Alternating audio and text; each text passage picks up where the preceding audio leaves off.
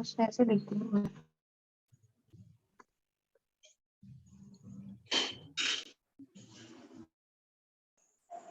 हूँ। आईना चाहिए सुना ऑन करने के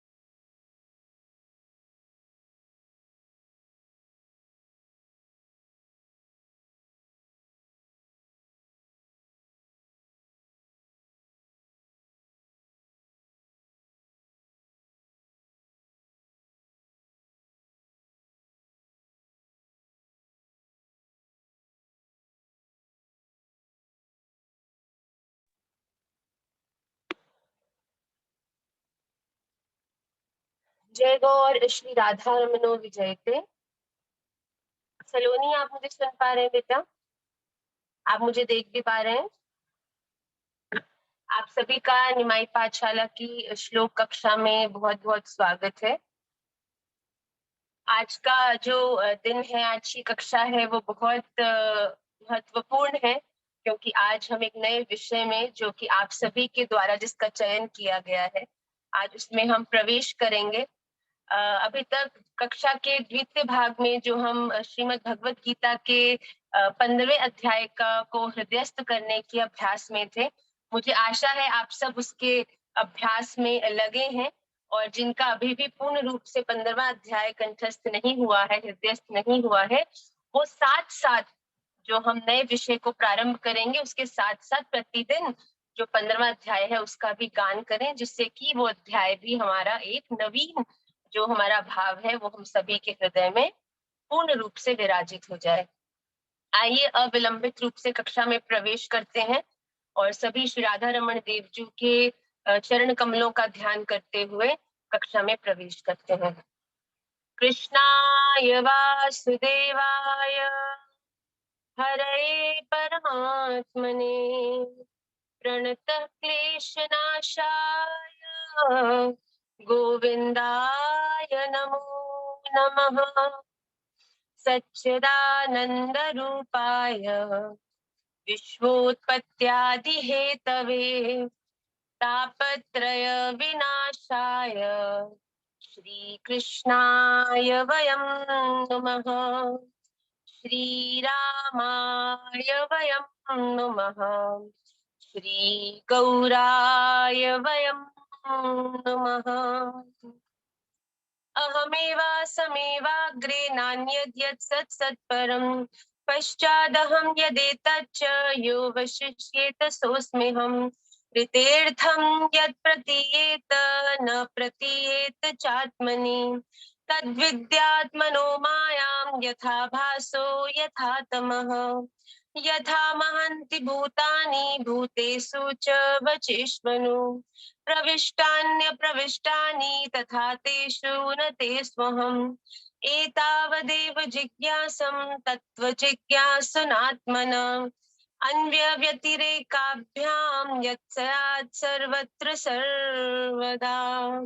बर्हापीडं नटवरवपुः कर्णयो कर्णिकारं बिभ्रद्वास कनककपिशं वैजयन्तीं च मालाम् रन्ध्राणवेणुरदरुसधया पूरयन् गोपवृन्दै वृन्दारण्यं स्वपदरमणं प्राविशद्गीतकीर्ति।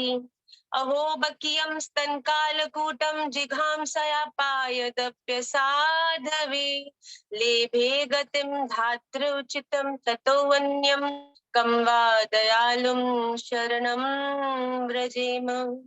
वन्देऽहं श्रीगुरौ श्रीयुतपदकमलं श्रीगुरुन् वैष्णवांश्च श्रीरूपं साग्रजातं सहगण रघुनाथान् वितं तं सजीवम् साद्वैतं सावधूतं परिजन सहितं कृष्ण चैतन्य देवं श्री राधा कृष्ण पादान् सहगण ललिता श्री विशाखान्वितांश्च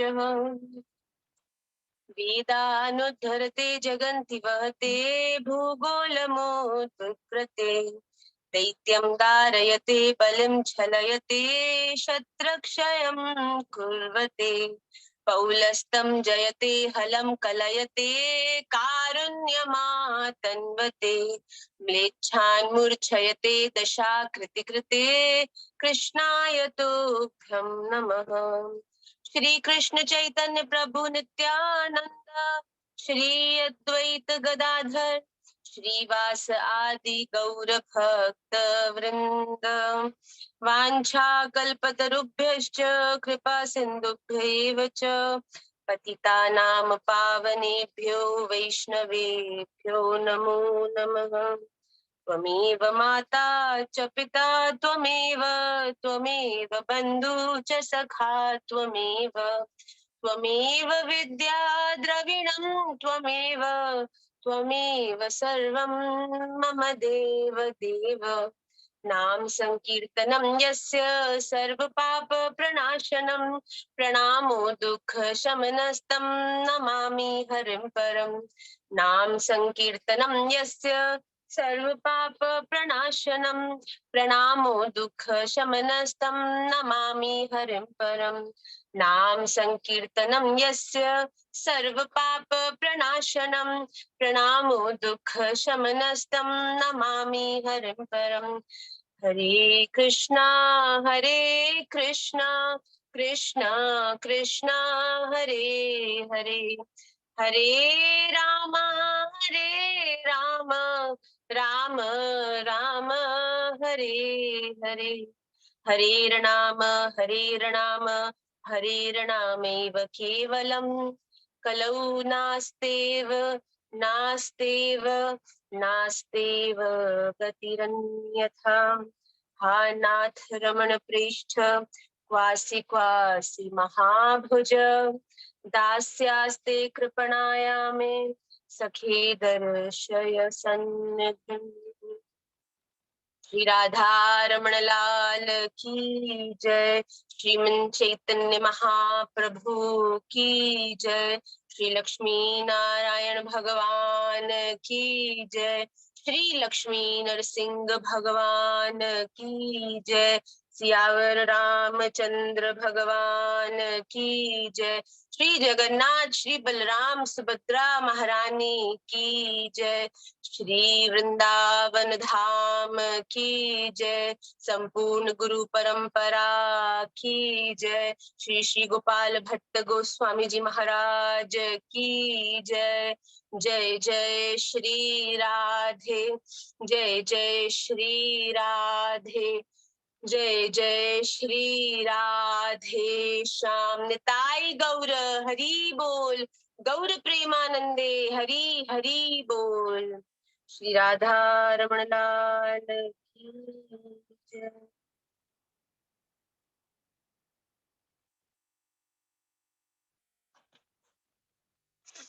आज बहुत ही सुंदर दिन है।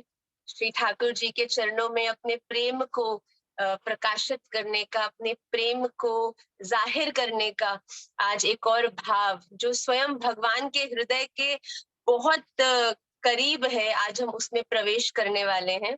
आप सब लोग सोच रहे होंगे आज क्या प्रारंभ करेंगे, तो जब कक्षा के द्वितीय भाग में आएंगे। पर मैं आपको सत्य कहती हूँ, इस भाव का मैं भी बहुत बार पाठ करती हूँ और इस भाव को गान करने से ही स्वतः हृदय में इतनी आनंद की अनुभूति होती है। तो ठाकुर जी की अति अति अतिशय कृपा है कि किसी भी माध्यम से हम सभी पर ये आनंद की जो वर्षा श्री राधा रमन देव जो सहज ही बरसा रहे हैं, ये अवसर प्रदान कर रहे हैं मुझको और आपको। ये स्वतः उनकी कृपा का ही प्रत्यक्ष प्रमाण है। तो कक्षा प्रारंभ करने से पूर्व हम उनके चरणों में बारंबार धन्यवाद, अपना प्रेम, अपना भाव व्यक्त करते हैं और कक्षा में प्रवेश करते हैं। कक्षा के प्रथम भाग में हम श्रीमद् भगवत गीता के द्वितीय अध्याय में हैं, जो कि अभी पूर्णता की ओर वो पूर्णता की ओर आ रहा है। तो चेतना जी 1 नंबर दिखा रही हैं मुझे, शायद हैंड्स अप कर रही हैं। तो आप सबके आज प्रथम द्वितीय अध्याय के प्रारंभ से हम शुरू करेंगे पाठ को। आप सभी लोग द्वितीय अध्याय खोल लें और प्रथम श्लोक से हम सभी प्रारंभ करेंगे। जो भी पाठ करना चाहते हैं वो अपने आप हाथ ऊपर करें। मेरी दृष्टि चेतना जी पर पड़ी तो प्रथम से चेतना जी प्रारंभ करेंगी। केवल जिसको कहा जाए, विनम्र निवेदन है कि केवल वो ही अनम्यूट करें, जिससे सब लोग उसके उच्चारण का आनंद ले सकें। तो चेतना जी मंगलाचरण जो श्रीमद् भगवत गीता का है, वसुदेव सुतम देवम और एकम शास्त्रम से प्रारंभ करके द्वितीय अध्याय में आप प्रवेश करिए। वसुदेव सुतं देवं कंसचाणूरमर्दनं देवकी परमानन्दं कृष्णं वन्दे जगद्गुरुम्। एकं शास्त्रं देवकी पुत्रगीतम् एको देवो देवकी पुत्र एव एको मन्त्रस्तस्य नामानि यानि कर्माप्यकं तस्य देवस्य सेवा। अथ द्वितीयोऽध्याय श्रीमद्भगवद्गीता। संजय उवाच तं तथा कृपयाविष्टम् अश्रुपूर्णाकुलेक्षणं विषीदन्तम् इदं वाक्यम् उवाच मधुसूदनः। श्रीभगवानुवाच कुतस्त्वाकश्मलम् इदं विषमे समुपस्थितम् अनार्यजुष्टम् आस्वर्ग्यम् अकीर्तिकर अर्जुन। क्लेब्यं मास्मगमः पार्थ नैतत्तव्ययुपपद्यते क्षुद्रं हृदय दौर्बल्यं त्यक्त्वतिष्ठ परन्तप। अर्जुन उवाच कथं भीष्ममहं संख्ये द्रोणं च मधुसूदन इषुभिः प्रतियोत्स्यामि पूजार्हा वरिसूदन। ना गुरुन् नहीं है, ये मधुसूदन है ना, आप ऊपर भी ना बोला। कथम भीष्ममहं संख्ये द्रोणं च मधुसूदन इषुभि प्रतियुत्स्यामि पूजार्हा वरिसूदन। ना नहीं आना चाहिए उच्चारण में। गुरून् हत्वा हि महानुभावान् श्रेयो भोक्तुं भेक्ष्यम्पिह लोके गुरून् हत्वार्थकामा। हत्वा हि महानुभावान् श्रेयो भोक्तुं भैक्ष्यमपीह लोके हत्वार्थकामास्तु गुरूनिहैव भुञ्जीत। भुञ्जीय, शुरू से गाओ। गाओ। गुरून् हत्वा हि महानुभावान् श्रेयो भोक्तुं भेक्ष्यमपिह लोके हत्वार्थकामास्तु गुरूनिहैव भुञ्जीय भोगान् रुधिरप्रदिक्तान् रुधिर नाच प्रदिग्धान् भुञ्जीय भोगान् रुधिर प्रदिग्धान्। भुञ्जीय भोगान् रुधिरप्रदिग्धान् जी, खुशी नाचेत् खुशी खुशी प्रारंभ करो। न चेत् त्विद्मा कतरन्नो गरीयो यद्वा जयेम यदि वा न जयेयुः यद्वा यानि जयेम यदि वा नो जने जयेयुः न चैतद्विद्मः कतरन्नो गरीयो यद्वा जयेम यदि वा नो जयेयुः यानेव। गाओगे? यानेव हत्वा न जिजीविषाम ते वशिष्ठा प्रमुखे धार्तराष्ट्रा। यानेव न चैतद्विद्मः कतरन्नो गरीयो यद्वा जयेम यदि वा नो जयेयुः यानेव हत्वा न जिजीविषामस्तेव स्थितः प्रमुखे धार्तराष्ट्रः। बेटा उच्चारण स्पष्ट होना चाहिए बिल्कुल।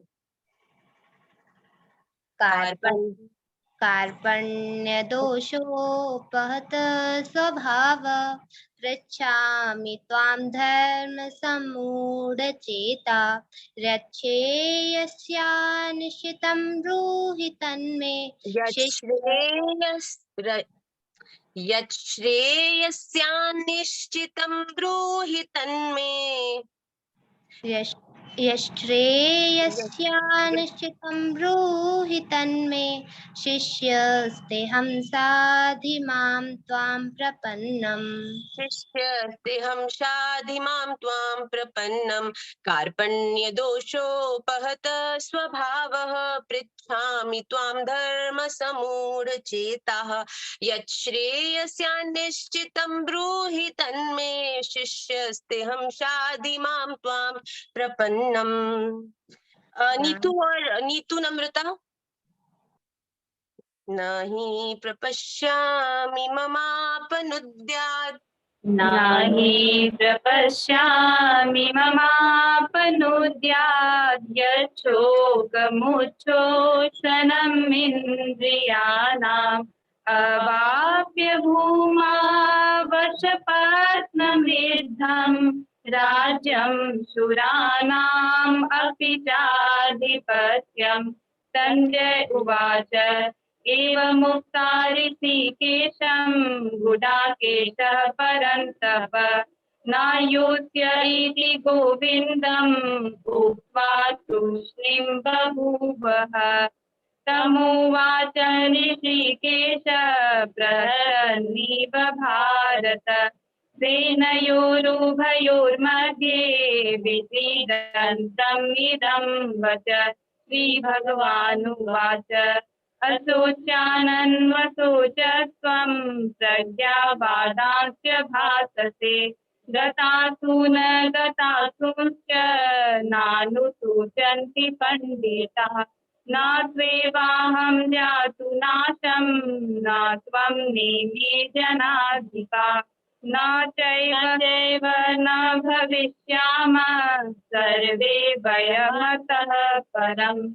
देहिनोऽस्मिन् यथा देहे कौमारं यौवनं जरा तथा देहान्तरप्राप्तिर्धीरस्तत्र न मुह्यति।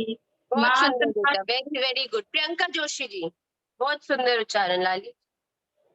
प्रियंका राधे जोशी राधे जी, मैया। राधे राधे बेटा।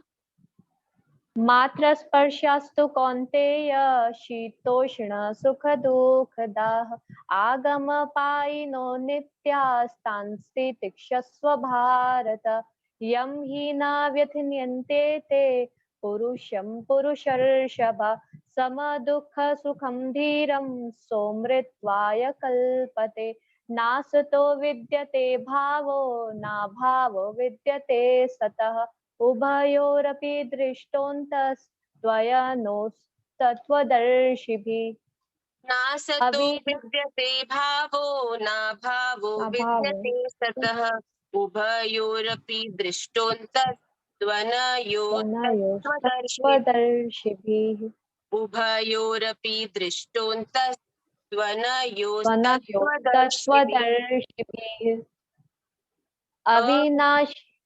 अविनाशी तु तद्विद्धि येन सर्व इदं ततं विनाशम् अव्ययस्यास्य न कश्चित् कर्तुमर्हति अन्तवन्त इमे देहा नित्यस्योक्ताः शरीरिणः अनाशिनो प्रमेयस्य तस्माद्बुध्यस्व भारत य एनं वेति हन्तारं यश्चैनं मन्यते हतम् उभौ तौ न विजानीतो नायं हन्ति न हन्यते न जायते म्रियते वा कदाचिन् नायं भूत्वा भविता वा न भूयः अजो नित्यः शाश्वतोऽयं पुराणो न हन्यते हन्यमाने शरीरे वेदाविनाशिनं नित्यं या एन अजमव्ययम् वेदाविनाशिनं नित्यं य एनम् अजमव्ययम्। या नहीं य बच्चे।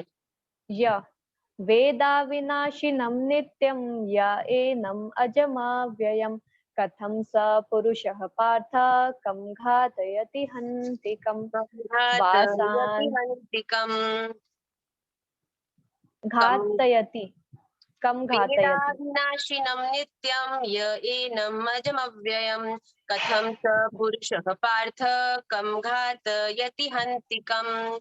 वेरी गुड बच्चा, वेरी गुड। शिवांगिनी।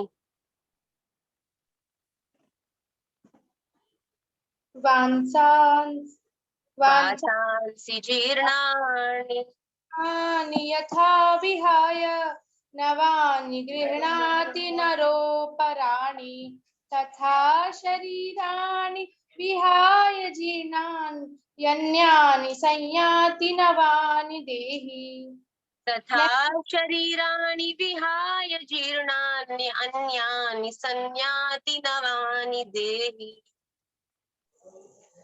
नैनं छिन्दन्ति शस्त्राणि नैनं दहति पावक न चैनं क्लेदयन्त्यापो न शोष्यति मारुत अच्छेद्योऽयम् अदाह्योऽयम् अक्लेद्योऽयम् बच्चा कुछ संगीत आप किस स्वर में गा रहे हो? नैनं छिन्दन्ति शस्त्राणि नैनं दहति पावकः न चैनं क्लेदयन्त्यापो न शोषयति मारुतः अच्छेद्योऽयम् अदाह्योऽयम् अक्लेद्यो शोष्य एव च नित्यः सर्वगतः स्थाणोरचलोऽयं सनातनः। इस प्रकार से लय में गाओ बच्चे। अव्यक्तोऽयम् अचिन्त्योऽयम् अयं विकार्योऽम्य उच्यते। अव्यक्तोऽयम् अचिन्त्योऽयम् अविकार्योऽयम् उच्यते तस्मादेवं विदित्वैनं नानुशोचितुमर्हसि। अभ्यास करो बच्चे, आप अभ्यास करो। दीक्षा। अथ चैनं नित्यजातं नित्यं वा मन्यसे मृतं तथापि त्वं महाबाहो नैवं शोचितुमर्हसि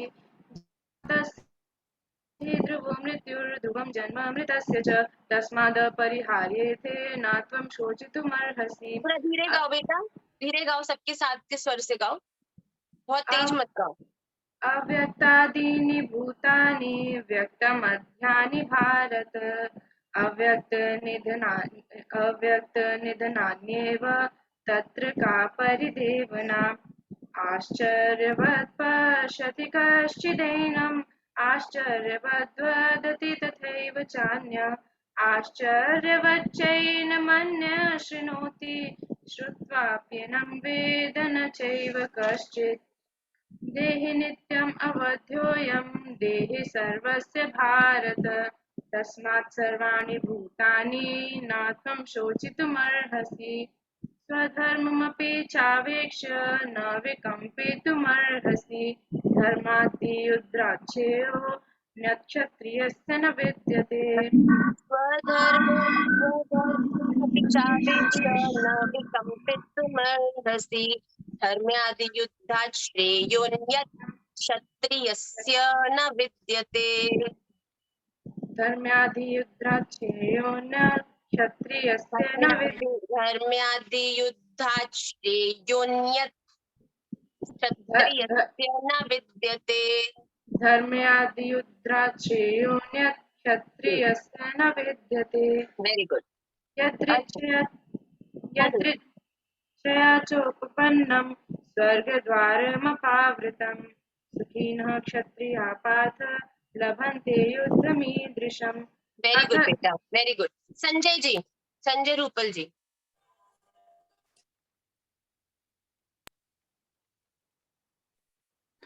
अथ चेत्त्वम् इमं धर्म्यं संग्रामं न करिष्यसि ततः स्वधर्मकीर्तिं च हित्वा पापं वाप्स्यसि। हित्वा पापमवाप्स्यसि। अकीर्तिं चापि भूतानि कथयिष्यन्ति ते व्ययाम् संभावितस्य संभावितस्य चाकीर्तिर्मरणाद् अतिरिच्यते। संभावितस्य चाकीर्तिर्मरणादतिरिच्यते। भयाद्रणादुपरतं मन्स्यन्ते त्वां महारथा येषां च त्वं बहु परतं मन्स्यन्ते त्वां महारथः। भयाद्रणादुपरतं मन्स्यन्ते त्वां महारथा येषां च त्वं बहुमतो भूत्वा यास्यसि लाघवम्। अवाच्यवादांश बहून् वदिष्यन्ति तव अवाच्यवादांश बहून् वदिष्यन्ति तवाहिताः। अवाच्यवादांश्च बहून् वदिष्यन्ति तवाहिताः। निन्दन्तस्तव सामर्थ्यं ततो दुःखतरं नु किम्। दोबारा से इसका उच्चारण करिए। अवाच्यवादांश बहून् वदिष्यन्ति तवाहिताः निन्दन्तस्त्व सामर्थ्य ततो सामर्थ्यं निन्दन्तस्तव सामर्थ्यं ततो दुःखतरं नु किम्। बहुत, और इसका अभ्यास करिए आप दोनों, बहुत सुंदर प्रयास। अनुज, हतो वा प्राप्स्यसि स्वर्गम्। हतो वा प्राप्स्यसि स्वर्गं जित्वा वा भोक्ष्यसे महीम् तस्मादुत्तिष्ठ कौन्तेय युद्धाय कृतनिश्चयः। बेटा आपकी आवाज बहुत कट रही है अनुज, आवाज कट रही है बेटा। इंदिरा जी, आप अनुज आपकी आवाज कट रही है, आपकी आवाज कट रही है बेटा। दुख समय हतो वा प्राप्स्यसि स्वर्गं जित्वा वा भोक्ष्यसे महीम् तस्मात् उत्तिष्ठ कौन्तेय कौन्तेय युद्धाय कृतनिश्चय। इंदिरा जी आगे कंटिन्यू करो। अनुज आपकी आवाज बहुत कट रही है बेटा। सुख दुखे समे कृत्वा, जल्दी जल्दी गाएंगे हम। सुख दुखे समे कृत्वा लाभालाभो जया जयो ततो युद्धाय युज्यस्व नैवं पापमवाप्स्यसि। एषा ते विहितं संख्ये बुद्धि योगे मा शृणु एषा बुद्धाय ते विहिता सांख्ये बुद्धिर्योगे त्विमां शृणु। एषा ते विहिता संख्ये बुद्धि योगे मा शृणु बुद्ध्या युक्तो या पार्थ कर्म बुद्धिर्योगे त्विमां शृणु शृणु बुद्धिर्योगे त्विमां शृणु बुद्ध्या युक्तो यया पार्थ कर्म बन्धं प्रहास्यसि। बुद्ध्या युक्तो या पार्थ कर्म बन्धं प्रहास्यसि। नेहा विक्रम शोषस्ति प्रत्यवायो विद्यते। नेहाभिक्रमनाशोऽस्ति प्रत्यवायो न वेद्यते। स्वल्पमप्यस्य धर्मस्य त्रायते महतो भयात्। व्यवसायात्मिका बुद्धिरेकेः कुरु नन्दन रेकेः कुरु नन्दन। बहुशाखाह्यनन्ताश्च बुद्धयो व्यवसायिनाम्। यामिमां पुष्पितां वाचं प्रवदन्त्यविपश्चितः। यामिमां पुष्पितां वाचं प्रवदन्त्यविपश्चितः। वेदवादरथः नान्य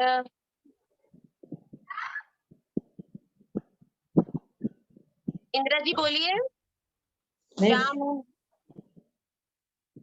यामिमां पुष्पितां वाचं प्रवदन्त्य विपश्चितः। वेदवादरथः पार्थ नान्यदस्तीति कामात्मानः स्वर्ग। बोल रहे हैं? इंदिरा जी के अलावा सब लोग क्यों अनम्यूट हो रहे हैं? दीक्षा बच्चे आपको नहीं बोला अभी गाने के लिए, आप क्यों अनम्यूट करके गा रहे हैं? इंदिरा जी को बोला बच्चे। यामिमा पुष्पितां वाचं प्रवदन्त्य विप्रश्चित वेदवारता पार्थ नान्यदस्ति। वेदवादरतः पार्थ नान्यदस्तीति वादिनः। वेदवादरतः पार्थ नान्यदस्तीति वादिनः। अब अरुणा पांडे जी आपका है। कामात्मानः स्वर्गपरा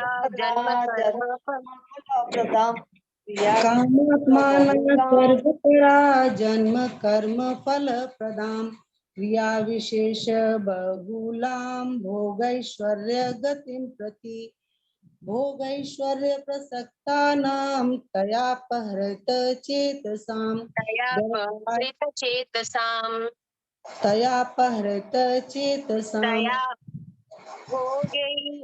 भोगैश्वर्य प्रसक्तानां तयापहृत चेतसां। भोगैश्वर्य प्रसक्तानां तयापहृत चेतसां व्यवसायात्मिका बुद्धि समाधौ न विधीयते। त्रैगुण्य विषया वेदा निस्त्रैगुण्यो भवार्जुन। निर्द्वन्द्वो नित्य सत्वस्थो निर्योगक्षेम आत्मवान्। यावानर्थ उदपाने सर्वतः संप्लुतोदके तावान् सर्वेषु वेदेषु ब्राह्मणस्य विजानतः। कर्मण्येवाधिकारस्ते मा फलेषु कदाचन मा कर्मफल हेतुर्भूर्मा ते संगोऽस्त्वकर्मणि। कर्मण्येवाधिकारस्ते मा फलेषु कदाचन मा कर्मफल हेतुर्भूर्ते संगोऽस्त्व कर्मणि। कर्मण्येवाधिकारस्ते मा फलेषु कदाचन मा कर्मफल हेतुर्भूर्मा ते संगोऽस्त्वकर्मणि। योगस्थः कुरु कर्माणि संगं त्यक्त्वा धनञ्जय। सिद्ध्यो समो भूत्वा समत्वं योग उच्यते। दूरेण ह्यवरं कर्म बुद्धि योगात् धनञ्जय।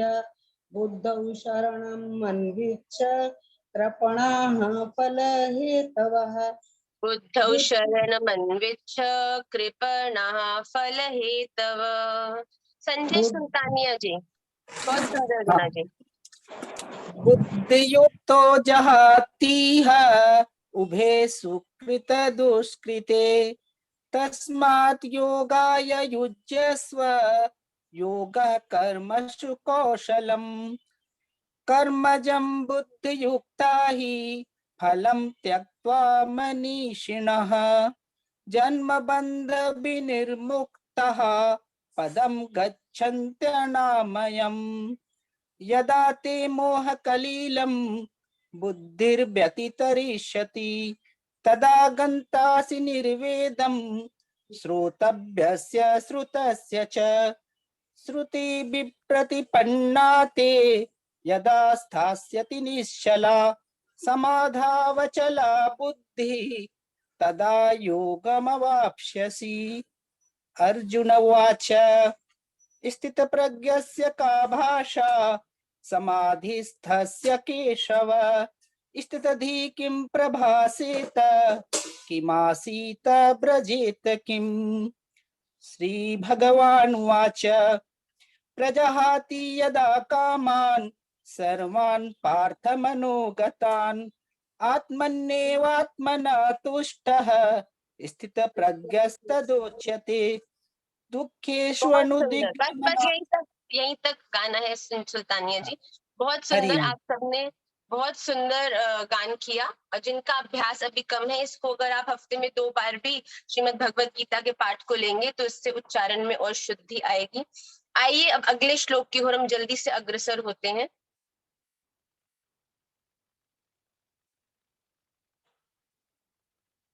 दुःखेष्वनुद्विग्नमनः सुखेषु विगतस्पृहः वीतराग भयक्रोधः स्थितधीर्मुनिरुच्यते। दुःखेष्वनुद्विग्नमनः सुखेषु विगतस्पृहः वीतराग भयक्रोधः स्थितधीर्मुनिरुच्यते।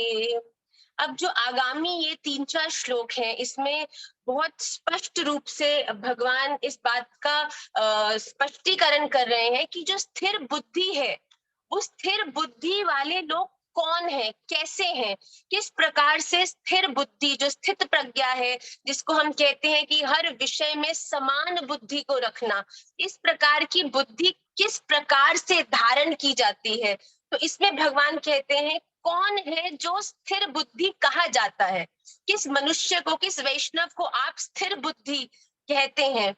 वो वैष्णव जो दुखों की प्राप्ति होने पर जिसके मन में उद्वेग नहीं होता, जो दुख आने पर शोक युक्त नहीं होता, जो दुख भी प्रसन्नता से ही स्वीकार करता है कि कहीं ना कहीं ये मेरा हितकारी है, क्योंकि मेरे जीवन में ये श्री ठाकुर जी द्वारा ही प्रदान किया गया है। तो स्थिर बुद्धि मनुष्य कौन है? जो दुखों की प्राप्ति पर शोक युक्त नहीं होता और सुखों की प्राप्ति में जो सर्वदा प्रसन्न नहीं रहता। जब दुख आते हैं तो दुखी नहीं होता और जब सुख आते हैं तो अत्यंत सुखी भी नहीं होता। मतलब अगर जो व्यक्ति अपने सुख और दुख पर निर्भर रहता है, वो सदा या तो बहुत दुखी रहता है, सदा रोता ही रहता है, या सदा अति प्रसन्न रहता है। पर भगवान कहते हैं कि मुझे प्राप्त करने के लिए, मुझे समझने के लिए स्थिर बुद्धि होना आवश्यक है। और स्थिर बुद्धि जो मनुष्य है वो शोकों पर उद्वेग नहीं प्राप्त करता और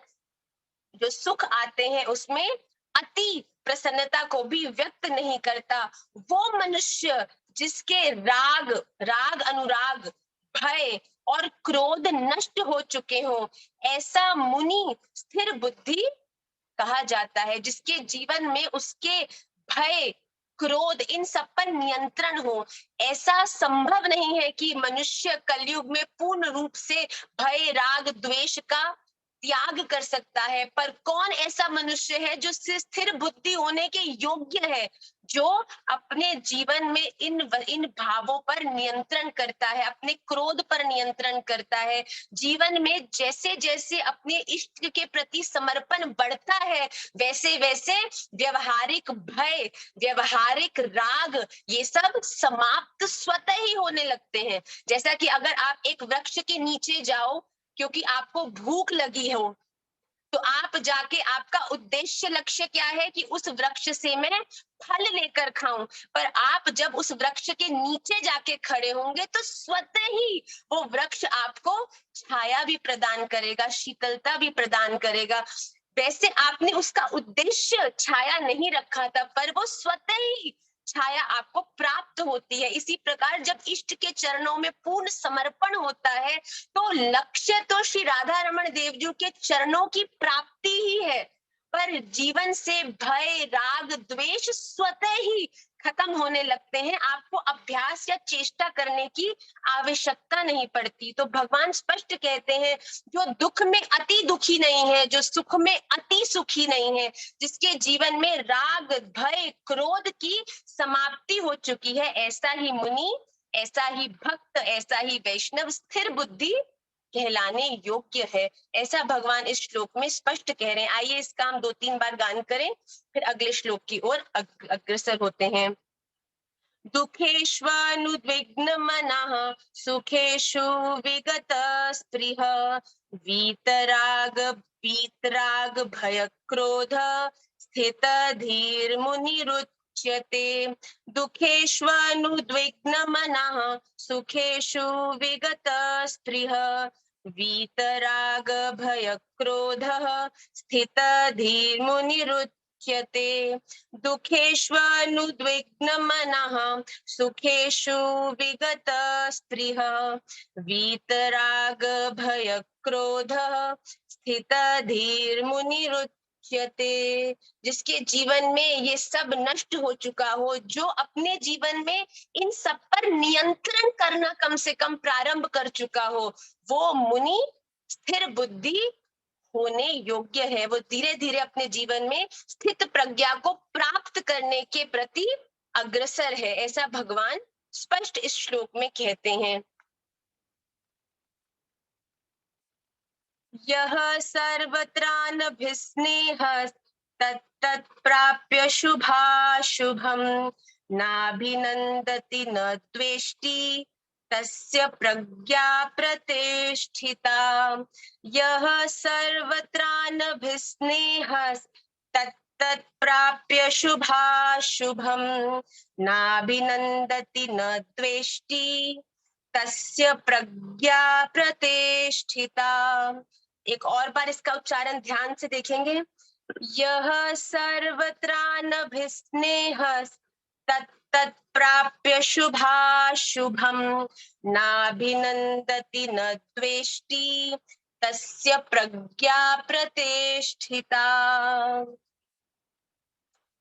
और कौन है स्थिर बुद्धि? स्थिर बुद्धि किसे कहा जाता है? जो पुरुष सर्वत्र स्नेह रहित हुआ, उस शुभ या अशुभ वस्तु को प्राप्त होकर ना प्रसन्न होता है और ना द्वेष करता है, उसकी बुद्धि स्थिर है।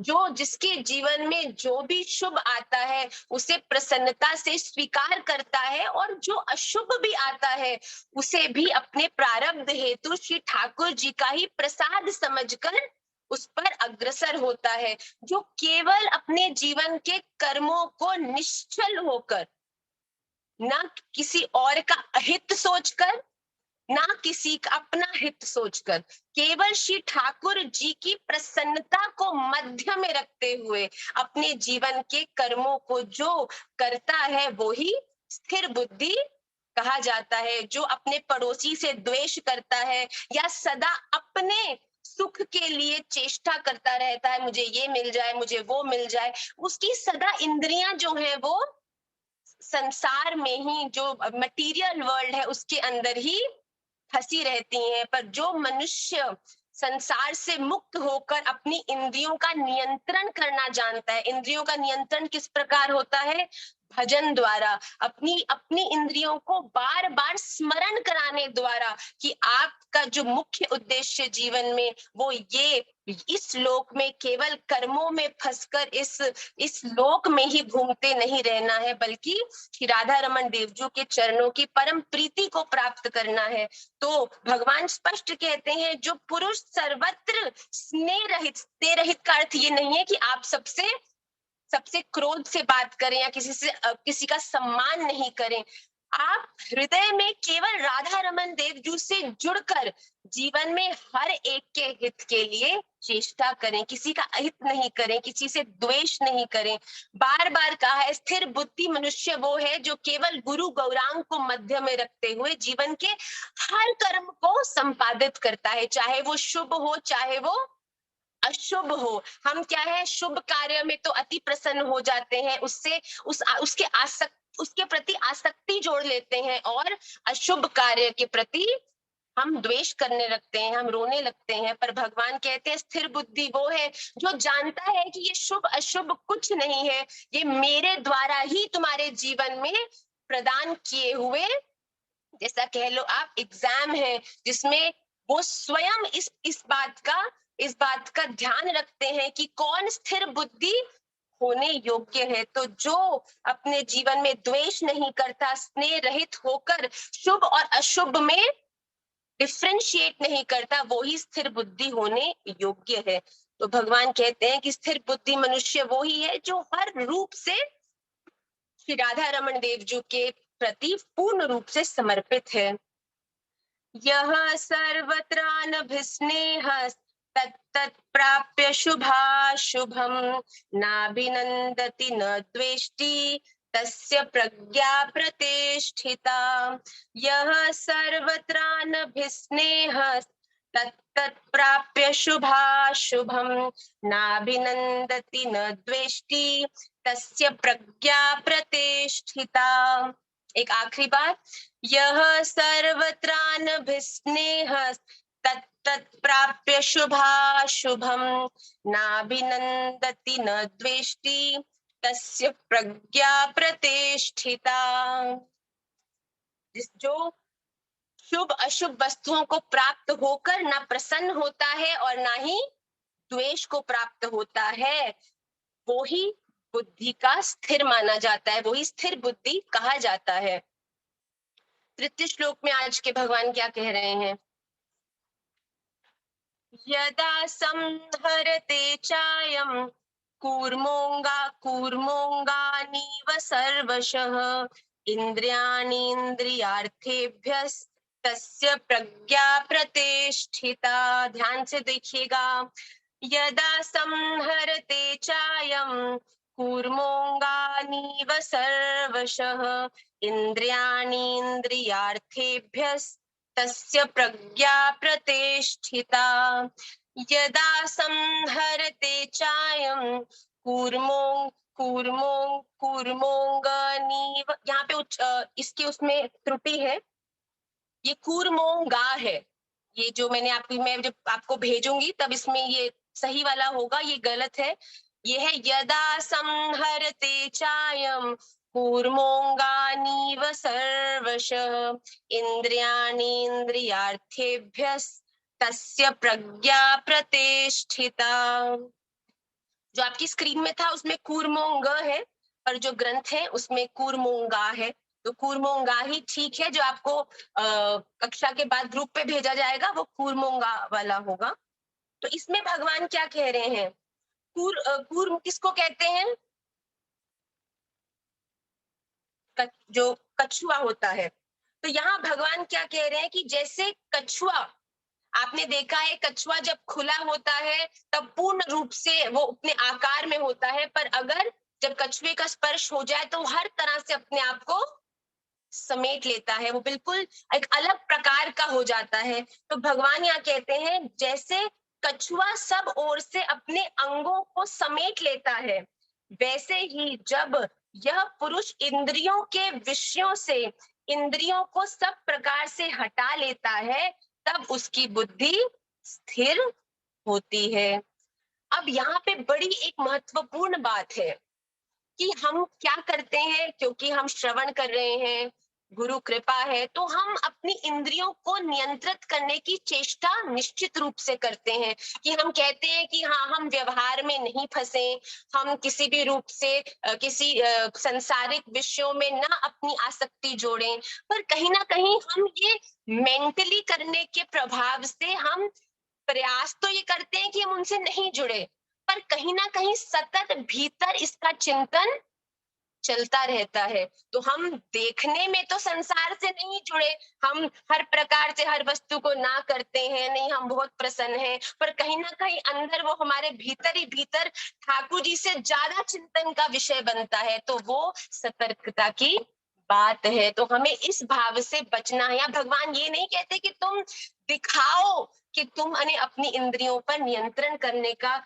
का अभ्यास किया है, बल्कि स्वतः भजन बढ़ाकर अपनी इंद्रियों को समेटने का भी प्रयास करो कि आपके जीवन में ये सब प्रभावित ना करें, क्योंकि आप उस बड़े उद्देश्य को जानते हो कि ये सब कुछ श्री राधा रमन देव जी की लीला स्वरूप है। ये केवल मेरे जीवन में इसीलिए उतर रहा है क्योंकि अभी देखना है कि कितना चल चुके हैं और कितना अभी चलना है। तो ये सब जीवन में अपनी भक्ति को बढ़ाने के भाव से अपनी दृष्टि में रखो। अपनी साथ के लोगों को या फिर अपने गुरु को या फिर अपने और आसपास के वैष्णव जनों को प्रभावित करने हेतु ऐसा अभ्यास हम नहीं करें कि हमने अपनी इंद्रियों को पूर्ण रूप से समेट लिया है, बल्कि सत्य रूप से इस पर उतरने। शायद आपके इस भाव से देखकर बाकी आपसे द्वेष करें, आपसे प्रतिस्पर्धा करें, पर ऐसे व्यवहार से श्री राधा रमन देव जी प्रसन्न नहीं होते हैं। श्री राधा रमन देव जी स्वतः सत्य रूप से आपके हृदय की निर्मलता, सरलता, विनम्रता को देखकर ही प्रभावित होंगे।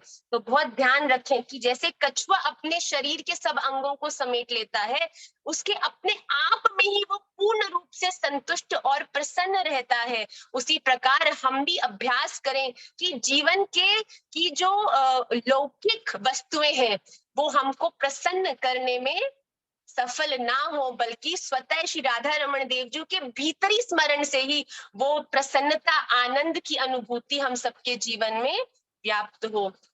तो बहुत सुंदर इस श्लोक का भाव है, और जो इस भाव को, जो इस बात को समझता है वो ही स्थिर बुद्धि कहा जाता है। सॉरी, मैंने गलत श्लोक लगा दिया।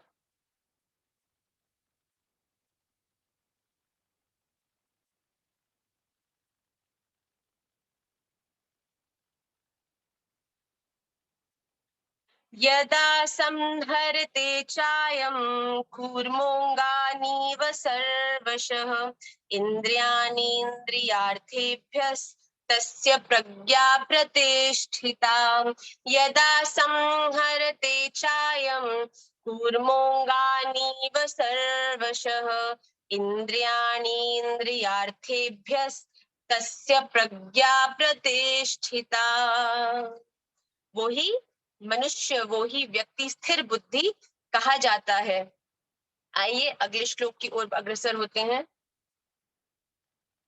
विषया विनिवर्तन्ते निराहारस्य देहिनः रसवर्जं रसोऽप्यस्य परं दृष्ट्वा निवर्तते। विषया विनिवर्तन्ते निराहारस्य देहिनः रसवर्जं रसोऽप्यस्य परम दृष्ट्वा निवर्तते। यहाँ पे भगवान क्या कहते हैं कि इंद्रियों के द्वारा विषयों को ग्रहण न करने वाले पुरुष भी केवल विषय तो निवृत्त हो जाते हैं। इंद्रियों के द्वारा विषयों को ग्रहण न करने वाले पुरुष के भी केवल विषय तो निवृत्त हो जाते हैं, परंतु उसमें रहने वाली आसक्ति निवृत्त नहीं होती। अभी जो हमने जो चर्चा करी कि हम विषयों को तो छोड़ देते हैं, पर विषयों के प्रति जो अटैचमेंट है उसको छोड़ नहीं पाते। तो भगवान कहते हैं इस स्थित प्रज्ञ पुरुष की तो आसक्ति भी परमात्मा का साक्षात करने के करके निवृत्त हो जाती है, जिसके जीवन में प्रत्यक्ष रूप से श्री राधा रमण देव जी के चरणों का स्मरण है, प्रेम का स्मरण है, वो अपनी स्थित बुद्धि के कारण अपने जीवन की हर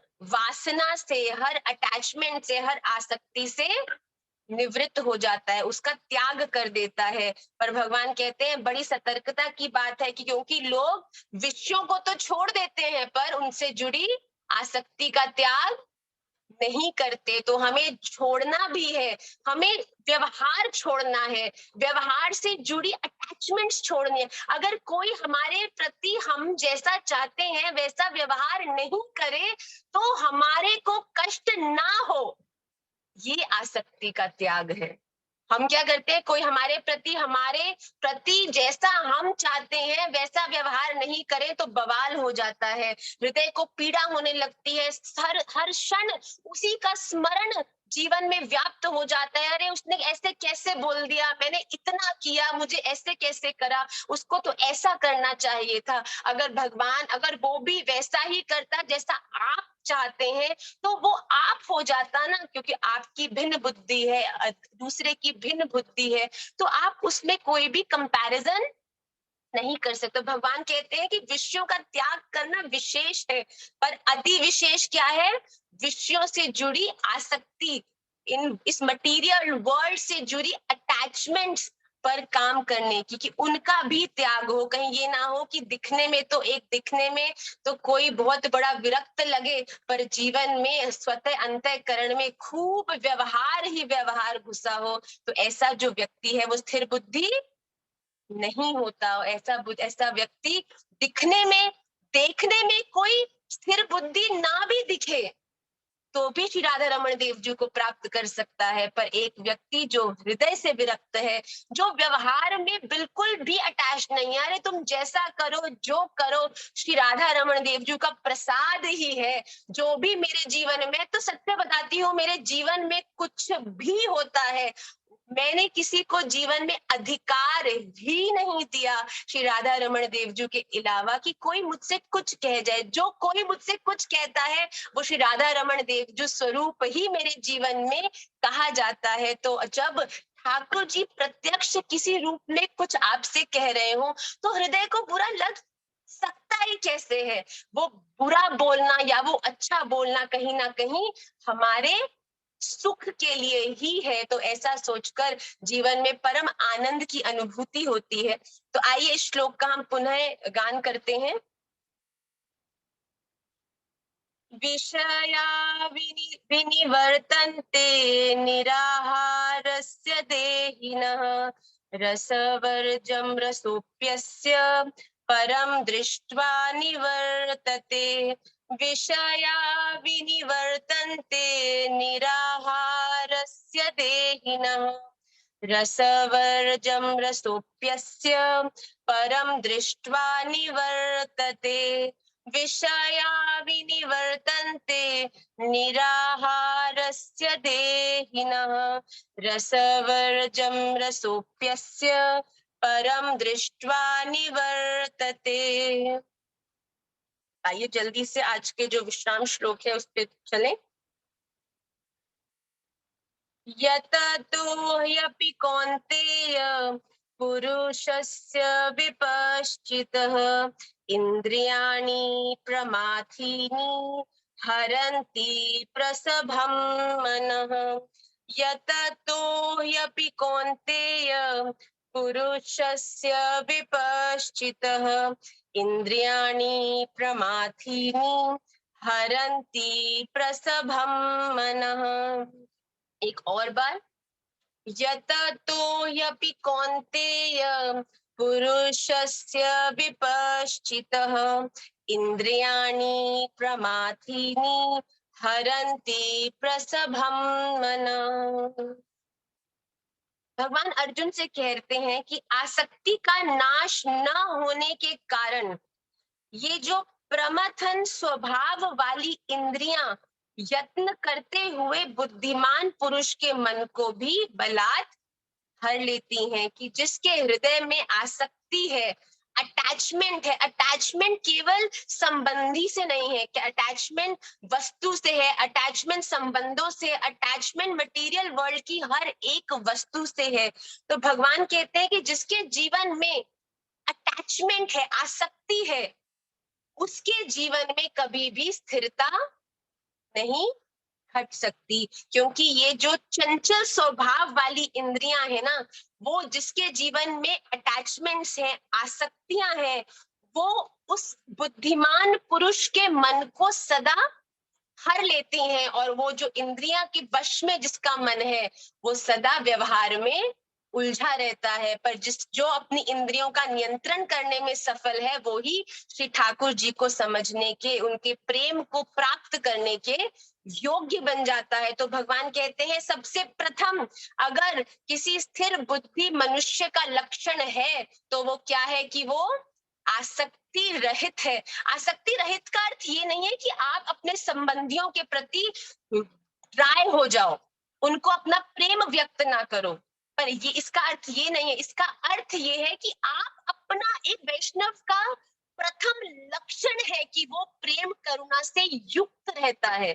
तो ऐसा आपका व्यवहार हो कि आप प्रेम से भरे हुए गढ़े की तरह है, जो भी सन्मुख आए उसको लुटा लुटा कर प्रेम दे, पर स्वयं भीतर से। आसक्ति का क्या अर्थ है कि दूसरे का व्यवहार आपके प्रति क्या है, उससे आप अप्रभावित रहे। हम क्या करते हैं, हम प्रेम देते हैं पर उसके रिटर्न में प्रेम एक्सपेक्ट भी करते हैं। ये एक्सपेक्ट वाला जो विषय, उसके बाद की जो पंक्ति है, यही आसक्ति है।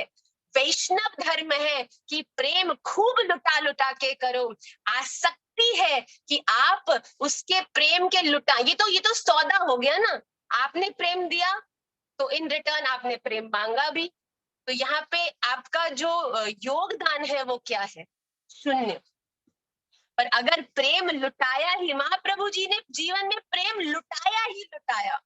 चाहे शुरू में शची मैया ने उनका शासन किया, विष्णु प्रिया माता ने खूब समझाया, पर सबको प्रेम दान करते हुए महाप्रभु आगे बढ़ते गए हैं। उसी प्रकार महाप्रभु हमारे इष्ट हैं, हम भी उन्हीं की ही प्रणाली के भाव को स्वीकार करते हुए कहते हैं कि एक वैष्णव सदा प्रेम लुटाता जाए, तो फिर जब वो लुटाता हुआ बढ़ता चला जाता है तो हो सकता है संसार उसका शोषण करे, संसार उसका शासन करे, पर ये निश्चित रूप है कि भगवान उसको अपना आलिंगन प्रदान करते हैं। तो अभी हम पर है कि हम संसार के प्रेम की चेष्टा करते हैं कि स्वयं भगवान के आलिंगन की चेष्टा करते हैं। तो ये केवल आपके ऊपर निर्भर है। भगवान ने खूब अपनी वाणी में स्पष्ट इन बातों को कहा है कि संसार के प्रति आसक्ति रहित होकर ही मुझे प्राप्त किया जाता है। Do not get disappointed, do not get too happy जब आपकी बहू या आपके दामाद या आपके घर वाले आपके लिए कुछ ऐसा करते हैं जो आप चाहते हैं कि वो रहे। क्योंकि अगर आप चाहते हैं कि कोई आपके लिए कुछ करे तो मतलब अभी अपने पर कार्य करने की आवश्यकता है। अभी भी एक्सपेक्टेशंस जीवन में, अटैचमेंट्स जीवन में व्याप्त है। तो सबसे पहले भगवान को प्राप्त करना है तो इन अटैचमेंट से मुक्त होना ही एकमात्र साधन है। तो आइए एक बार फिर इसका गान करते हैं, तत्पश्चात हम कक्षा के द्वितीय भाग में प्रवेश करेंगे। यततो ह्यपि कौन्तेय पुरुषस्य विपश्चितः इन्द्रियाणि प्रमाथीनि हरन्ति प्रसभं मनः। यततो ह्यपि कौन्तेय पुरुषस्य विपश्चितः इन्द्रियाणि प्रमाथीनि हरन्ति प्रसभं मनः। एक आखिरी बार, यततो ह्यपि कौन्तेय पुरुषस्य विपश्चितः इन्द्रियाणि प्रमाथीनि हरन्ति प्रसभं मनः। आइए जल्दी से आज के जो 5 श्लोक है उनका एक बार उच्चारण करके फिर हम द्वितीय भाग की ओर अग्रसर होते हैं। दुःखेष्वनुद्विग्नमनः सुखेषु विगतस्पृहः वीतराग भय क्रोधः स्थितधीर्मुनिरुच्यते यः सर्वत्रानभिस्नेहः तत्तत् प्राप्य शुभाशुभं नाभिनन्दति न द्वेष्टि तस्य प्रज्ञा प्रतिष्ठिता यदा संहरते चायं कूर्मोऽङ्गानीव सर्वशः इन्द्रियाणीन्द्रियार्थेभ्यस्तस्य प्रज्ञा प्रतिष्ठिता विषया विनिवर्तन्ते निराहारस्य देहिनः रसवर्जं रसोऽप्यस्य परं दृष्ट्वा निवर्तते यततो ह्यपि कौन्तेय पुरुषस्य विपश्चितः इन्द्रियाणि प्रमाथीनि हरन्ति प्रसभं मनः। श्री राधा रमण लाल की जय। एक बार मैं चाहती हूँ, क्योंकि हम सबने 15 अध्याय हृदयस्थ किया है, तो कोई एक बालक पूर्ण 15 अध्याय सुनाने का अगर प्रयास करे तो श्यामल सुराना जी। वाह वाह वाह, बहुत सुंदर। श्यामल जी प्रारंभ करेंगी, बीच बीच में हम परिवर्तन करेंगे। मैं चाहती हूँ कि आप लोग बिना पढ़े, अभ्यास अगर किया है आपने तो बिना पढ़े गाएं, नहीं तो अभी आपके पास कुछ समय है तो आप इसका और अभ्यास कर सकते हैं। तो श्यामल जी प्रारंभ करेंगे। ओम श्री परमात्मने नमः। अथ पंचदशोऽध्याय श्रीमद्भगवद गीता श्री भगवानुवाच ऊर्ध्वमूलमधशाखम् अश्वत्थं प्राहुरव्ययम् छन्दांसि छन्दांसि पर्णानि यस्तं वेद स वेदवित् अधश्चोर्ध्वं प्रसृता तस्य शाखा गुणप्रवृद्धा विषयप्रवाला अधश्च मूलान्यनुसन्ततानि कर्मानुबन्धीनि मनुष्यलोके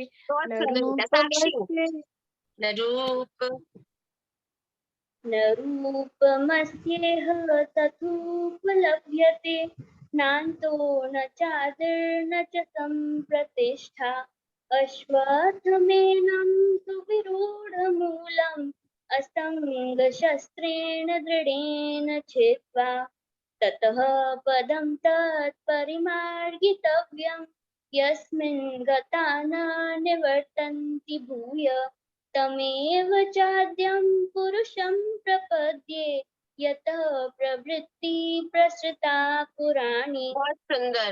माधव मौडगिल, मैं यहाँ पे 2 मिनट रोक के बताना चाहूंगी कि अभी कुछ दिन पहले माधव की माता जी ने हमको एक वीडियो भेजा जिसमें संपूर्ण स्कूल के सामने माधव ने पूरा 15वां अध्याय गाया और आपकी प्रिंसिपल जो थी वो भी सबने खड़े होकर उनके लिए ताली बजाई। तो मैं चाहती हूँ हम सब माधव के लिए उसका प्रोत्साहन करने के लिए ताली बजाएं।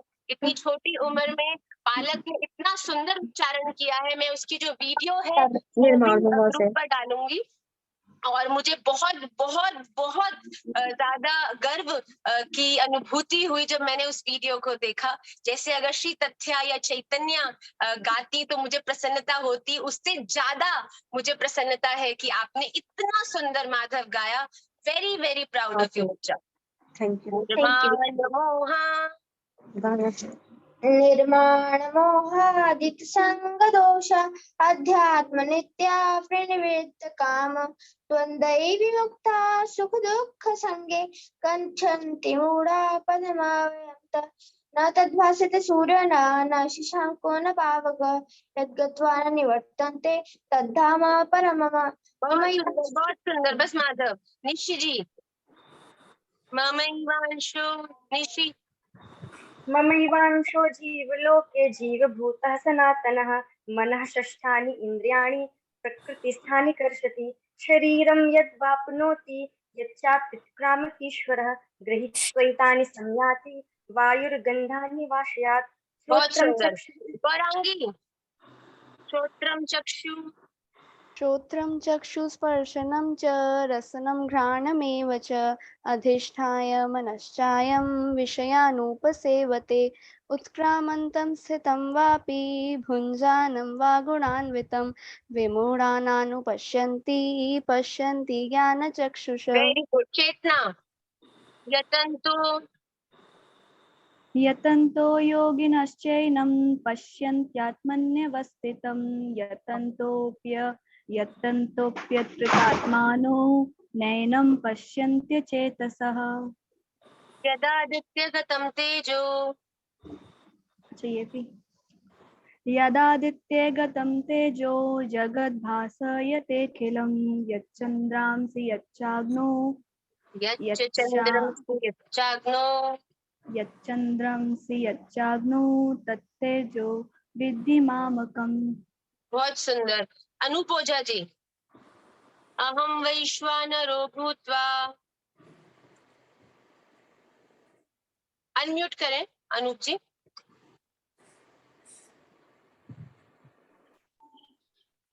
जी।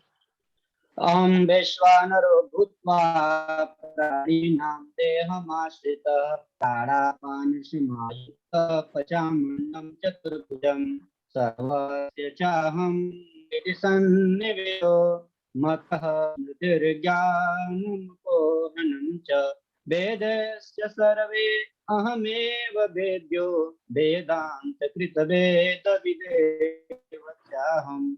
हमने एक श्लोक छोड़ दिया बीच में, क्षमा चाहूंगी। गामाविश्य च भूतानि धारयाम्यहम् ओजसा पुष्णामि चौषधि सर्वा सोमो भूत्वा रसात्मकः। अहं वैश्वानरो भूत्वा प्राणिनां देहमाश्रितः प्राणापानसमायुक्तः पचाम्यन्नं चतुर्भुजम्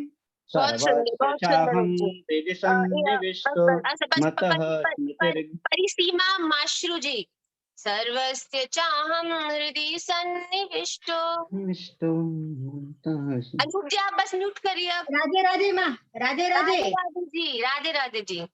सर्वस्य चाहं हृदि सन्निविष्टो मत्तः स्मृतिर्ज्ञानमपोहनं च वैदैश्च सर्वैरहमेव वेद्यो वेदान्तकृत्यैव विदेव चाहम्।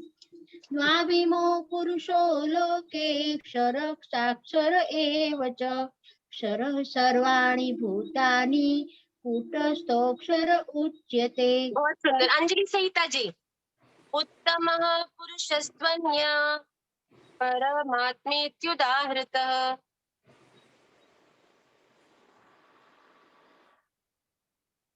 सलोनी गाओ। उत्तमः पुरुषस्त्वन्यः परमात्मेत्युदाहृतः यो लोकत्रयमाविश्य बिभर्त्य व्यय ईश्वरः यस्माक्षरमतीतोऽहम् अक्षरादप्योत्तमः अतोऽस्मि लोके वेदे च प्रथितः पुरुषोत्तमः। वैष्णवी अब हाथ क्यों नहीं खड़ा कर रही हो? यो मामेवं समूढो जानाति पुरुषोत्तमं सा सर्वविद भजति मां सर्वभावेन। छोड़ेगी ये। आने बोलना है पक्ष में। यो मामेव समूढो जानाति पुरुषोत्तमं सा सर्वविद भजति मां सर्वभावेन भारत इति गुह्यतं शास्त्रम् इदं मुक्तं मया नघम् एतद् बुद्ध्वा बुद्धिमान् स्यात् कृतकृत्यश्च भारत। ओम तत्सदिति श्रीमद्भगवद्गीता सूपनिषत्सु ब्रह्म विद्यायां योग शास्त्रे श्री कृष्ण अर्जुन संवादे पुरुषोत्तम योगे नाम पंचदशोध्याय। राधा लाल की जय। आप सबको बहुत बहुत बधाई हो। पंचदशोध्याय पुरुषोत्तम अध्याय से महाराज श्री कहते हैं कि ये श्री भगवान को अति प्रिय अध्याय है कि इसका पाठ जो प्रतिदिन करते हैं उन पर उनके जीवन में विशेष श्री राधा रमन देव जी की अनुभूति उनके भजन में भक्ति में स्वतः घटने लगती है। तो आप सब भी इसका प्रतिदिन पाठ निश्चित रूप से करें, ऐसी मेरी प्रार्थना है। आइए आज, क्योंकि हमने खूब चिंतन किया और कुछ स्वास्थ्य की प्रतिकूलता के कारण पिछले हफ्ते कक्षा नहीं लग पाई, और ये भाव हमने आज सुबह ही आप सबके सन्मुख रखा कि क्या करना चाहिए, कृष्ण कृपा कटाक्ष स्तोत्र करेंगे या फिर आप लोग युगल गीत में प्रवेश करना चाहेंगे। तो युगल गीत, और हमने श्री कुंती स्तुति का भी भाव रखा, क्योंकि आज हम सुबह कथा में गए तो बहुत सुंदर कुंती स्तुति का भी भाव था। पर फिर हमने सोचा कि आपसे पूछे तो युगल गीत और श्री कृष्ण कृपा कटाक्ष स्तोत्र में खूब नेक टू नेक आप सबकी इच्छा थी, तो हम निश्चित रूप से ये दोनों ही करेंगे। पर आज की कक्षा में हम श्री कृष्ण कृपा कटाक्ष स्तोत्र से हम प्रवेश करेंगे, क्योंकि ये बहुत सुंदर ये जो स्तोत्र है वो है, और स्वतः ही इसको कहा गया है कि केवल इसके गान माध्यम से राधा कृपा कटाक्ष है, अगर आप उसका प्रतिदिन गान करते हैं, स्वयं भगवान कहते हैं कि स्वयं राधा रानी की कृपा प्राप्त करने की आपको पात्रता प्रदान हो जाती है, प्राप्त हो जाती है अगर आप श्री राधा कृपा कटाक्ष गाओ। तो भगवान ने स्वयं नारद जी से कहा है कि नाहम वसामि वैकुंठे योगी नाम हृदयेन च मद भक्ता यत्र गायन्ति तत्र तिष्ठामि नारद। नारद भगवान से स्वयं भगवान ने कहा है कि नाहम वसामि वैकुंठे, मैं वैकुंठ में नहीं वास करता, योगी नाम हृदयेन च, योगियों के जो योग करते हैं उनके हृदय में भी नहीं करता। जहां पर बैठकर मेरे भक्त मेरा गुणगान करते हैं वहां पर ही मैं सदा वास करता हूँ। तो भगवान ने स्पष्ट स्वयं नारद जी से बात को कहा है, और ऐसा कहा जाता है श्री कृष्ण कृपा कटाक्ष में श्री भगवान के अलंकार, उनके रूप, उनके स्वरूप, उनकी लीला, उनका गुण, इन सब की खूब गुणगान किया गया है। तो हम सभी श्री कृष्ण कृपा कटाक्ष कृष्णाष्टक के अंदर हम सब आज प्रवेश करेंगे। बहुत ही सुंदर इसका भाव है। मैं सत्य कहती हूँ, ये कृष्णाष्टक जो है ये स्वतः ही आपके जीवन में उस आनंद की अनुभूति देने लगता है। जब आप जैसे राधा कृपा कटाक्ष गाते हैं तो हृदय को एक अलग आनंद का अनुभव होने लगता है, जैसे कि जब मुनीन्द्र वृंद वंदिते त्रिलोक शोक हारिणी, कि पूरे तीनों लोगों को शोक को हरने वाली ऐसी हमारी प्रियाजू की कृपा, जब तक आप किसी से उसकी वस्तु मांगेंगे नहीं तब तक वो किस प्रकार आपको प्रदान करने के लिए तत्पर होंगे, वैसे ही आप श्री राधा रानी से उनकी कृपा याचना करते हैं तो श्री भगवान से भी उनका गुणगान करके उनके चरणों की सेवा की निवेदन करते हैं। तो आइए आज इसके प्रथम श्लोक के अंदर हम प्रवेश करेंगे। बहुत सुंदर इसका भाव है। इसके प्रथम श्लोक में भगवान के रूप के बारे में गान किया गया है। भगवान का जो रूप है वो कैसा है, किस किस प्रकार के, उस केवल श्री ठाकुर जी के दर्शन मात्र किस किस का निवारण करते हैं। ठाकुर जी का जो मोर, ठाकुर जी कौन है, श्री कृष्ण कौन है, ये प्रथम श्लोक में कहा गया है। उनके गुण क्या है, इस श्लोक में इसका पूर्ण रूप से उत्तर हमें प्राप्त होता है।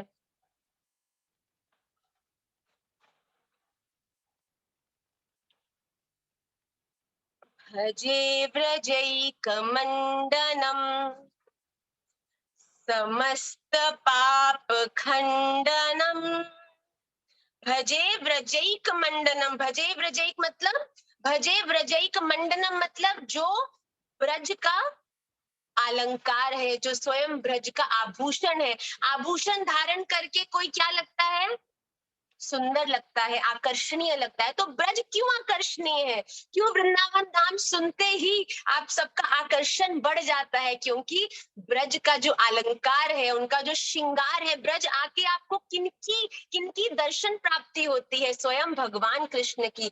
तो वो कृष्ण जो ब्रज का अलंकार है, समस्त पाप खंडनम, जिनमें क्या गुण है, कि जे केवल जिनके चरणों मात्र का दर्शन करके एक प्राणी के जीवन में जितने पाप वो कर चुका है या कर रहा है या कर सकता है, उन सबको मिला के भी सत्य कहूं तो एक प्राणी जितने पाप करने का सोच भी नहीं सकता, वो केवल एक श्री कृष्ण के दर्शन मात्र से ही संभव है, उसका खंडन है, समाप्त है।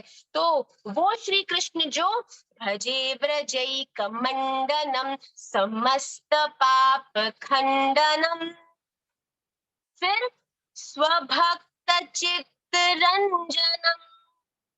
स्वभक्त चित्त रंजन मतलब अपने भक्तों के हृदय को आनंद प्राप्त करने वाला है। जब आप श्री राधा रमन देव जी का स्मरण करते हो या स्वतः ही कोई श्री राधा रमन आपके कर्णों में बोलता है, तो स्वतः ही एक प्रसन्नता, एक आनंद की अनुभूति जो भीतर से होती है, वो है श्री कृष्ण।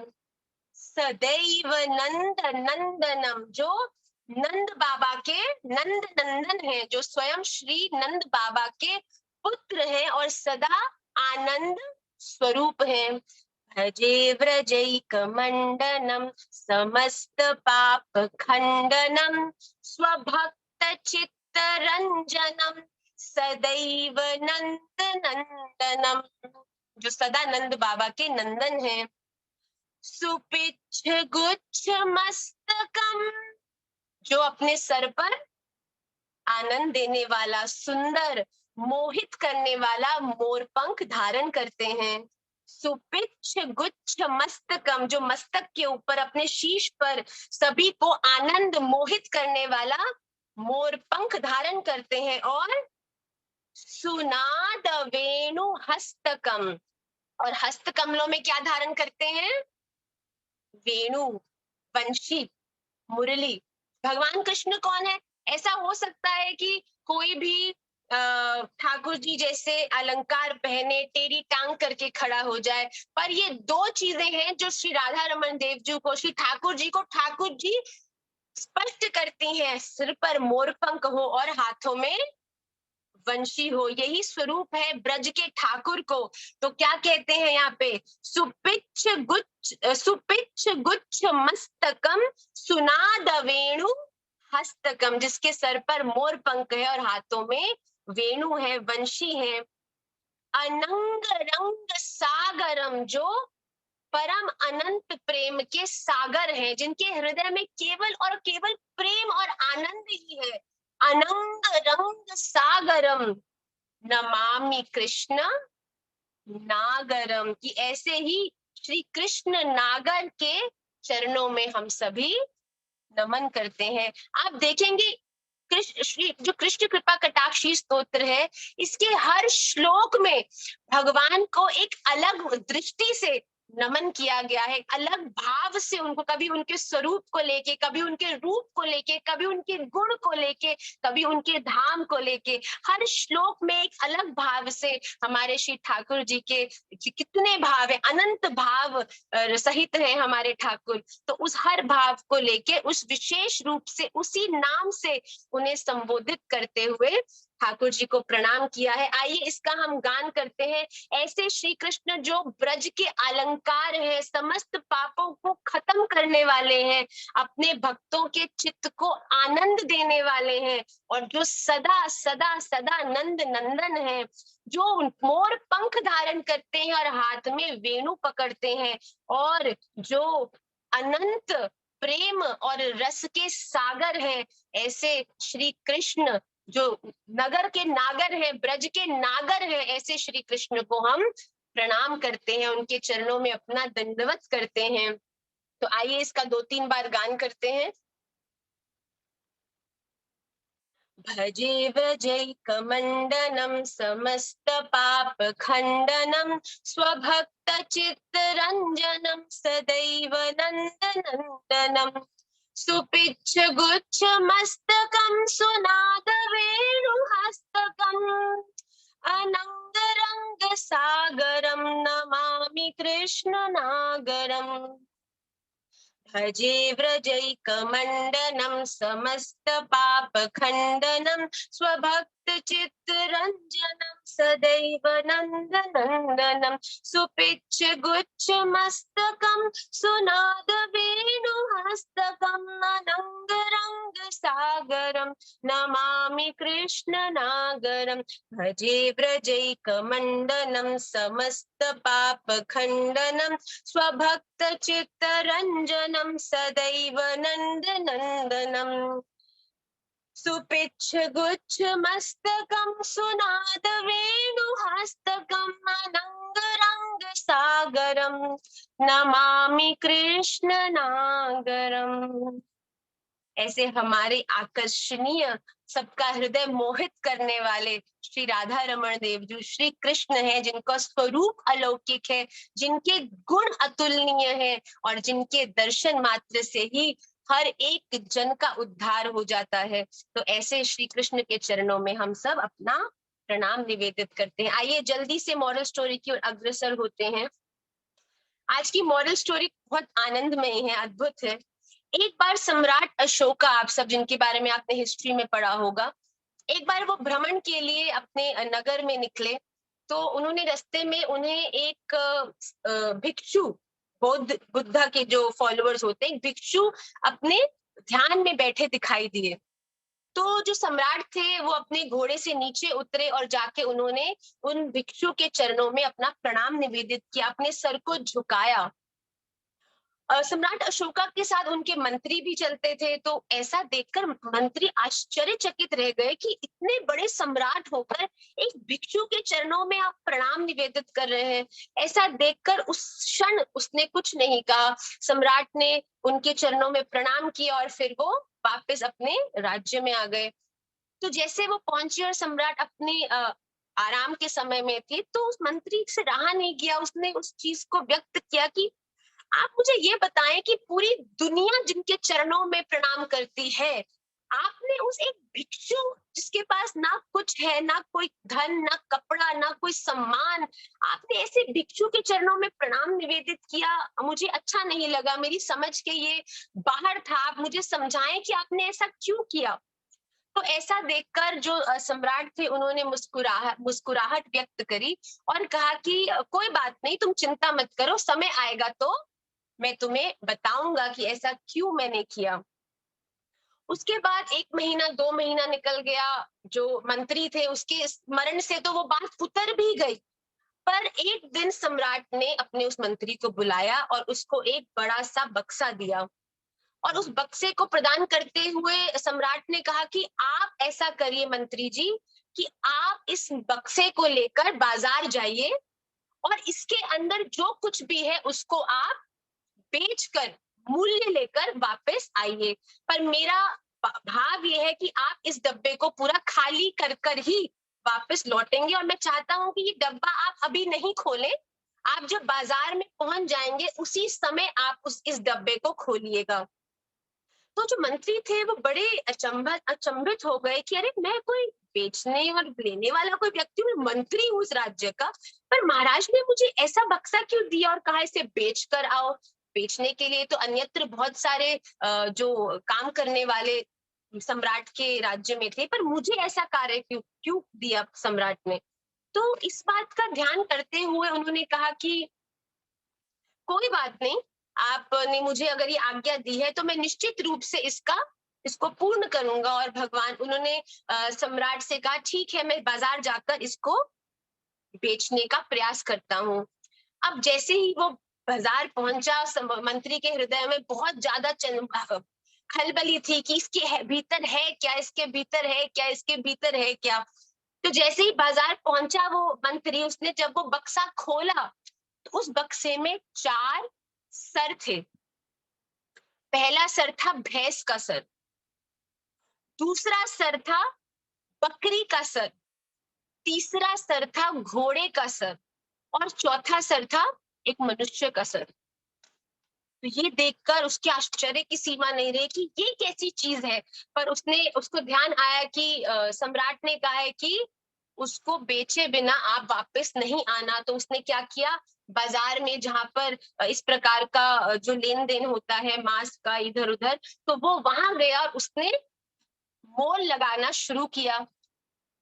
तो जब उसने बोलना शुरू किया तो कोई जन आए, उसने भैंस का सर ले लिया, कोई जन आए उसने बकरी का सर ले लिया, कोई आया उसने घोड़े का सर ले लिया, पर सुबह से लेके संध्या हो गई, कोई भी मनुष्य का सर लेने को तैयार नहीं था। अब सुबह हुई, दोपहर हुई, संध्या हुई, अब वो हारा हुआ बेचारा कि कोई मनुष्य कह रहे मनुष्य का सर, अच्छा कम से कम में ले लो ले लो ले लो ले लो। किसी ने भी उसको लेने के लिए स्वीकृति नहीं भरी। तो फिर अब वो हतोत्साहित हो गया, हताश हो गया, तो वो वापस गया राज्य में और उसने कहा कि हे सम्राट, मैंने बाकी 3 सर तो बेच दिए, पर जो ये मनुष्य का सर है इसको कोई भी लेने के लिए हामी नहीं भरता।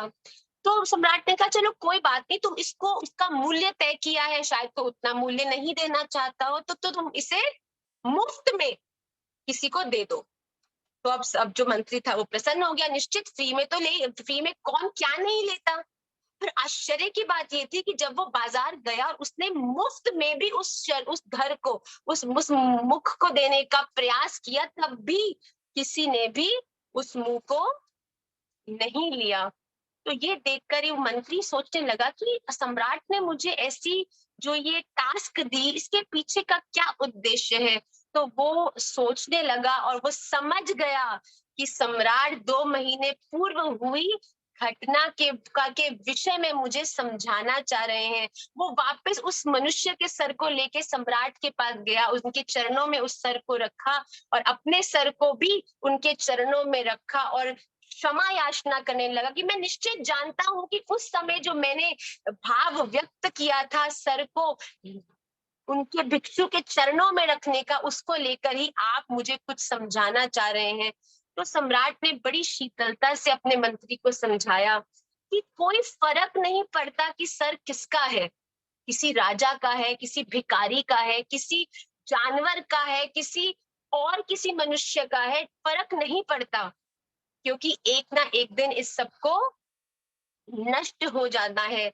जिस सर की कोई कीमत नहीं, जिस सर को कोई फ्री मुफ्त में भी लेने को तैयार नहीं, ऐसे सर को अगर कोई अपने जीवन में उसका कोई मूल्य लगाना चाहता है तो वो सम्मान का मूल्य केवल तभी हो सकता है जब वो सर वैष्णवों के, भक्तों के चरणों में झुकना जानता हो। वो मनुष्य चूक जाता है जो अहंकार में डूबा। ये बहुत बहुत गूढ़ बात है।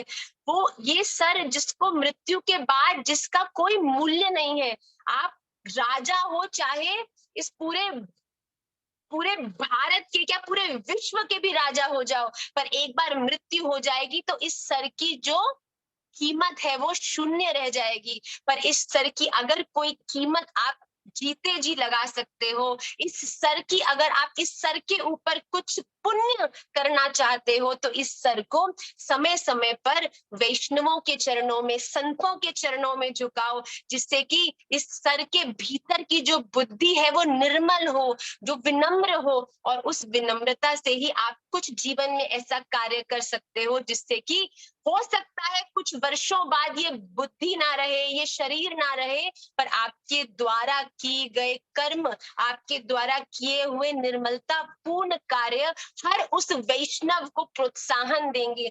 महाराज जी बहुत सुंदर बात कहते हैं कि वो मनुष्य चूक जाता है जो अहंकार में डूबा रहता है, जिसका सर सदा ऊपर रहता है कि मैं किसी के चरणों में झुकूं क्यों, मैं तो करोड़पति हूँ, मैं तो श्रेष्ठ वैष्णव हूँ, मैं तो एक औहदे पर बैठा हूँ। पर वो वैष्णव सब पा जाता है जो विनम्रता, सरलता, जो अहंकार रहित होकर अपने जीवन में हर एक का सम्मान करना जानता है। भगवान महलों के 56 भोग का त्याग करके विदुरानी के घर जाकर केले का छिलका पाते हैं। ये भाव को जो समझते हैं वो इस बात को निश्चित रूप से मानेंगे कि जिसके जीवन में विनम्रता है, सरलता है, दूसरों के प्रति सम्मान है, जिसके जीवन में बड़ों को, वैष्णवों को, संतों को, भगवान को देखकर जिनके सर झुकने के लिए कभी विलंब नहीं करते, वही वो सर है जिनके सर